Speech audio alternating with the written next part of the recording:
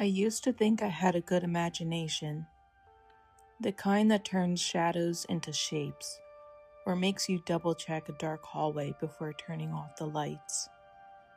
But this isn't that, because imagination doesn't look so real. It started about 2 weeks ago. I woke up randomly in the middle of the night. I reached for my phone. 2:43 a.m. I remember thinking how quiet everything felt. My bedroom window faces a street, not a busy one, just a narrow residential road with a few streetlights.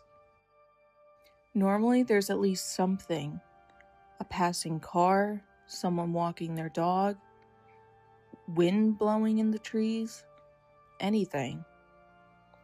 But that night, nothing. That's when I noticed it.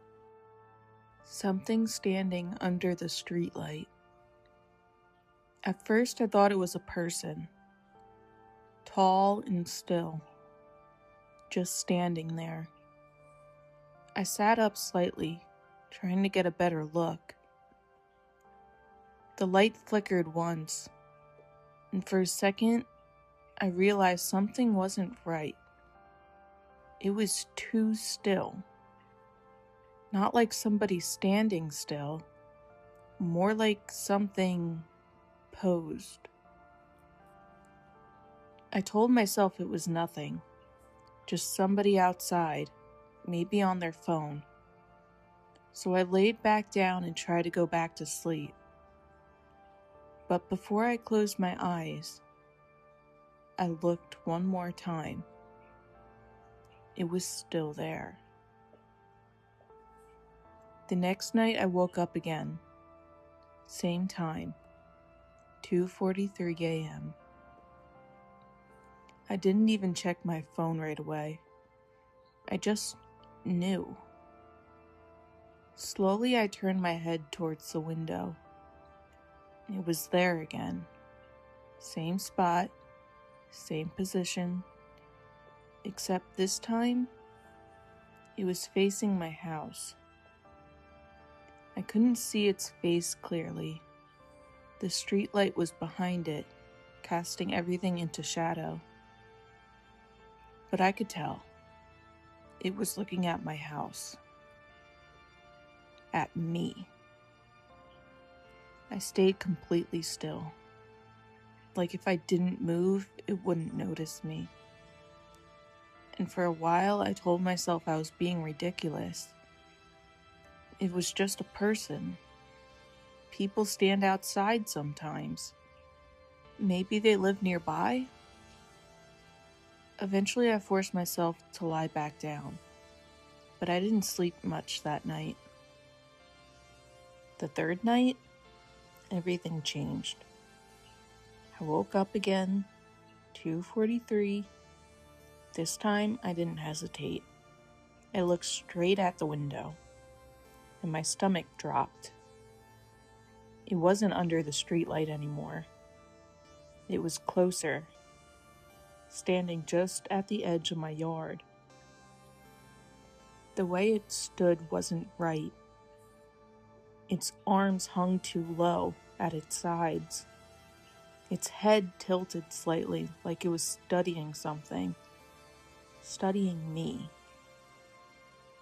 I sat up fully now, heart pounding, trying to make out details. That's when the streetlight flickered again, and for a split second, I saw its face. Not clearly, but enough. It looked almost human, but not quite. The proportions were off, the features too smooth, like someone tried to recreate a face from memory and didn't get it right. I couldn't move. I couldn't look away. Then it twitched. Just a small movement, but even that was wrong. It was too fast, like a glitch. I gasped and pulled back from the window. When I looked again, it hadn't moved any closer, but I knew it could. The next morning, I told myself I imagined it.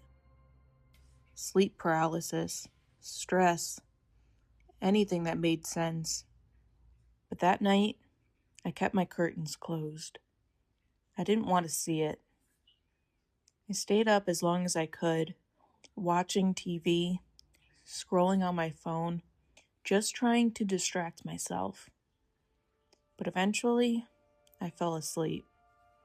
And when I woke up, 2:43 a.m., my heart was already racing. I didn't want to look. Every instinct told me not to. But slowly, I turned my head. The curtains were still closed. Relief watched over me for a second. But then my eyes wandered to the small open spot the curtains didn't reach. That's when I saw it. A shape, pressed against the window, from the outside. Tall, thin. Its head was tilted again, watching. I couldn't breathe. Then it moved. Its hand, if that's what it was, lifted slowly and pressed against the glass behind the curtain. The fabric stretched slightly as if the figure was able to move through the glass. I scrambled backwards off my bed, hitting the wall behind me. And then it knocked on the window frame. 3 slow taps.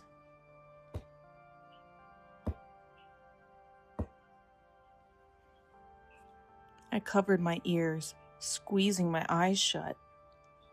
When I finally looked again, the shape was gone.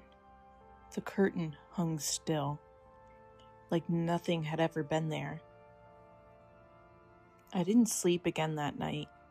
I told myself I'd call someone, the police, a friend, anyone. But when morning came, everything looked normal. No footprints, no marks, nothing. I didn't want to be seen as the crazy girl, so I didn't call. I wish I had. Because last night, it got inside. I woke up at 2:43 again, but something was different. The air felt heavier. I didn't look at the window this time. I didn't need to, because I could hear it inside my house. Soft footsteps, slow and dragging, moving down the hallway. I sat frozen in my bed, listening. The steps got closer. Then they stopped, right outside my door. Silence. Then a soft scratching sound, like fingers dragging lightly across the wood. I wanted to scream, but I couldn't.